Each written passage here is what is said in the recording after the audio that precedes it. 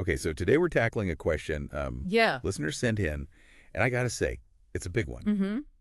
What could the impact be of potential trade sanctions Oh, wow. from incoming U.S. President Donald Trump, specifically on some of America's, well, I guess you'd say, biggest trading partners? Right. We're talking China, Huge. Canada, Mexico, All big players. Germany. Yeah, the heavy hitters. You guys want to look into what this could all mean for the global economy That's right. and, honestly, for your everyday life. Impacts everybody. So, yeah, that's our source material. That question right there. Yeah. But it's a powerful question, right? Definitely. It is. Lots to unpack. A lot to unpack, for sure. It's fascinating, isn't it? Oh, absolutely. And we're not just talking about Right. abstract economic theories. Yeah. This could have some very real consequences for everyone. Everyone, yeah. Exactly. So maybe let's just start with the obvious here. Sure. These economies, they're deeply intertwined.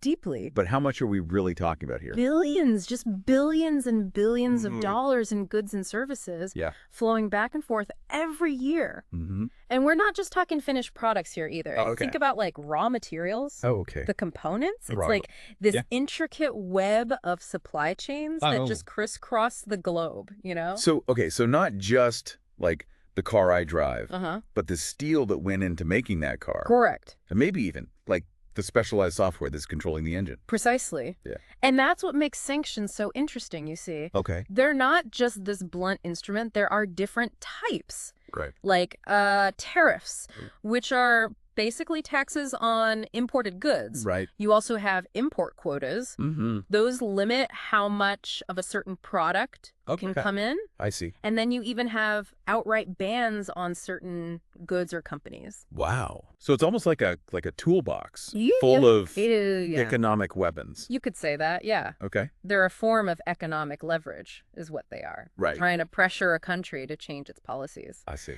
The question is, how effective are they, really? Yeah, that's the question. History shows mixed results. Okay. Sometimes they work forced concessions, Uh-huh. but they can backfire too. Oh, how so? Lead to retaliatory measures, escalating tensions. Oh, makes sense. Yeah. So that tug of war that you mentioned. Exactly. But how might this play out specifically with these four countries? Right. Let's start with China. I mean, Okay. manufacturing powerhouse. Absolutely. Right. And not just low-cost manufacturing anymore. No. They're dominant in high-tech, Oh, wow. like electronics. Okay. You think about, like, lithium-ion batteries. In like phones and stuff. Yeah, smartphones, electric vehicles, or, say, semiconductors. Those run our computers and just countless other devices. Oh, I did. Crazy. A significant portion of global production happens in China. So sanctions there could mean that, like, my next phone is going to cost me a lot more, It's possible. or those electric cars Yeah. that everyone's talking about get even more unaffordable. Yeah, it's a real possibility. Wow. And then it ripples through the U.S. economy, too. Oh, how so? U.S. companies that rely on Chinese manufacturing, Okay. they'd face higher costs, Oh, right. which, well, then they pass those on to the consumer. It's almost like a chain reaction. It is. That's a point I hadn't even considered. It's something to think about. It's not just about what we buy directly from China, right? Right.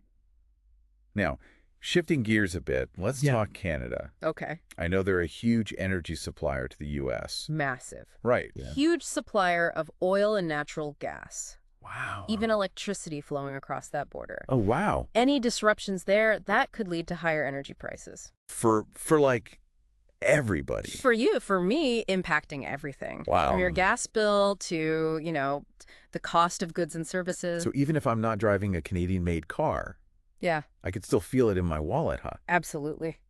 And then there's Mexico, of course. Right. Vast manufacturing sector. I mean, Yep. so many U.S. companies have factories there So many. producing, well, everything. Everything. Cars, clothing, you name it. Wow. Sanctions could disrupt all those operations, potentially leading to job losses. On both sides. On both sides of the border, yeah. And those affordable goods that we all rely on, right? Right. Clothes, car parts, Mhm. all that could suddenly become way more expensive or even hard to find. Exactly. Now, Germany, they might seem Right. a little less directly impacted, You might think so, yeah. but they are a major player in They're the global the economy. global- They're not just about cars. Right, although That's a huge of their exports to the U.S. it is. So beyond my dream of owning a German sports car, Right. you know, fading even further away. Sad, I know. What else should we be thinking about here? Think about machinery, Okay. pharmaceuticals, Wow. high-end chemicals, things like that. Good. All areas where Germany excels. I see. Any disruptions in those sectors? Well, Yeah. that could have significant knock-on effects. It's not just about consumer goods. It's about this It is. this whole intricate web Right. of global trade that kind of keeps everything going. That underpins modern life, pretty much. Like you're saying, we're all far more connected We are. than we realize, huh? We are, and that's what makes trade wars so dangerous. It's not just economic competition, you see. No. It's about political power, Oh, wow. national pride, and that potential for Yeah. escalating tensions. Right. It could really spill over into other areas. That's a chilling thought.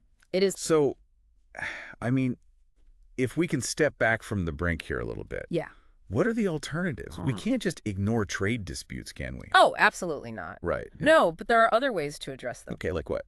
Diplomacy, Diplomacy? Okay. international organizations. Like the UN? Yeah, like the UN, the World Trade Organization, Right. even bilateral trade agreements, you know. Oh, okay. Those can provide frameworks for resolving these disputes I see. without resorting to, Yeah. damaging sanctions. So it's all about finding a way to cooperate Exactly. even when there are disagreements. Right. It is because in a globalized world, Yeah. our fates, they're intertwined. Makes sense. What impacts one country Yeah. inevitably ripples out to others. Oh, for sure. The challenge is finding ways to manage these complex relationships Right. so that everybody benefits, Lots to ponder, for sure. Definitely. So we've seen how interconnected global trade really is, We have. and how actions taken in one part of the world can really have ripple effects that reach us all. Absolutely. And, well, I guess that leaves us with a pretty critical question to consider. Yeah. What role do we, as citizens, as consumers, Yeah. play in shaping these global dynamics? It's a big question. Right. How can we advocate for policies that actually promote Right. cooperation, understanding, Absolutely. rather than division and conflict? That's what we need.